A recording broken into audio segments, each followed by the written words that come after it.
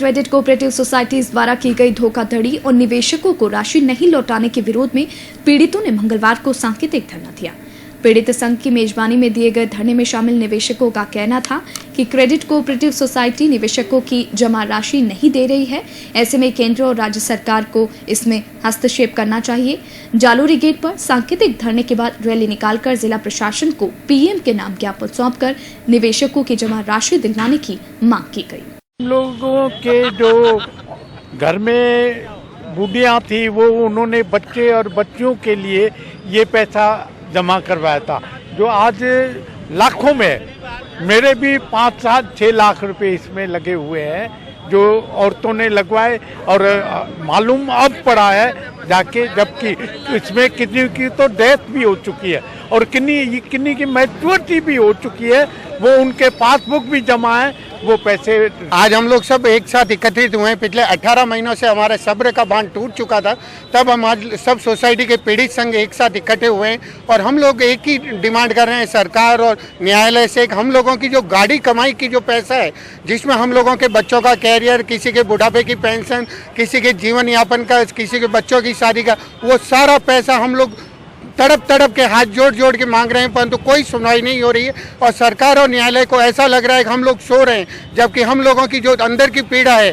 वो आज आपने अभी बुजुर्ग की आंखों में आपने देख ही चुके हैं और हर आदमी अंदर से इस आंसू को निकाल रहा है, परंतु कोई भी न न्यायालय देख रहा है न सरकार देख रही है। हम लोग सरकार और न्यायालय से एक ही गुजारिश कर रहे हैं कि हमारे दर्द को समझें और हम लोगों के पीड़ितों को पैसा जल्द से जल्द ब्याज समेत दिलवाने की कोशिश करें। मामला सर इतना है कि 19 साल पुरानी जो सोसाइटी चल रही थी, आज मैं आदर्श सोसाइटी से पीड़ित संघ हूँ, उसमें 19 साल से हम लोगों का सब काम बराबर चल रहा था, परंतु सरकारी तंत्र या राजनीतिक तंत्र या क्या रीजन है, आम पब्लिक कुछ नहीं जानती है, परंतु पब्लिक सब कुछ जानती है। उस चीज़ों को देखते हुए 19 साल से 1 मिनट में सब कुछ बंद हो गया। सब लोगों की गाड़ी कमाई, सब लोगों का विश्वास एक साथ एकदम खत्म हो गया।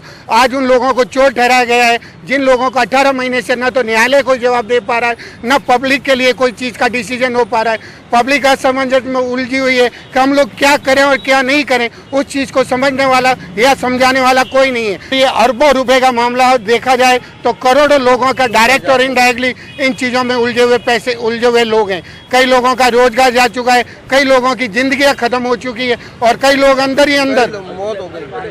और सबसे बड़ी बात कि ये जो पैसा हम लोगों ने दिया था, ये सरकारी साइड पे गवर्नमेंट से अप्रूवल जहाँ पे दिया हुआ है, रजिस्टर्ड है कि इस संस्थाओं में आप पैसा इन्वेस्ट कर सकते, उसके बाद हम लोगों ने दिया है। 18 साल से गवर्नमेंट ऑडिट करवा रही थी, उन चीज़ों का किसी के पास कोई जवाब नहीं है। मैं एक मजदूर आदमी हूँ और मैंने 5 लाख रुपया कोऑपरेटिव बैंक में जमा कराया और जब पेमेंट नहीं मिला तो मेरे को हार्ट अटैक आ गया। ये बाईपास सर्जरी ये कराई हुई है, उसका पैसा लोगों से मांग करके और मैंने अपना इलाज कराया और कोऑपरेटिव से वापस पैसा नहीं मिल रहा है अब, और उसके हमारे बच्चे ही भूखे मर रहे हैं। अब मेरी उम्र भी हो गई सब, अब मैं कमाने कहाँ जाऊँ? ये मेरा जो गाड़ी कमाई का पैसा था वो तो ये कोऑपरेटिव बैंक में डाल दिया और पेमेंट नहीं मिल रहा है, उस वजह से हम भूखे मर रहे हैं सब।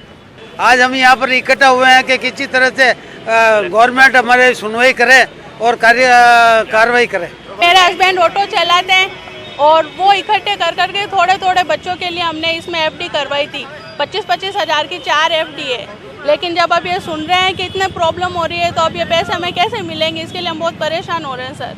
इतने साल हो गए हमारे एफडी हो रही है, घर पे आके ले जाते थे नीलम जी, क्या अब साल भर हो गए इस तरह से ही हमें परेशान कर रहे हैं। हाँ, कम से कम 1 लाख 1.5 लाख के करीब हमारे है पूरे परिवार के अंदर, क्या और अब मिल रहे नहीं है, इसलिए हम मजबूर हो के आज सब साथ में इस रैली में शामिल हुए हैं।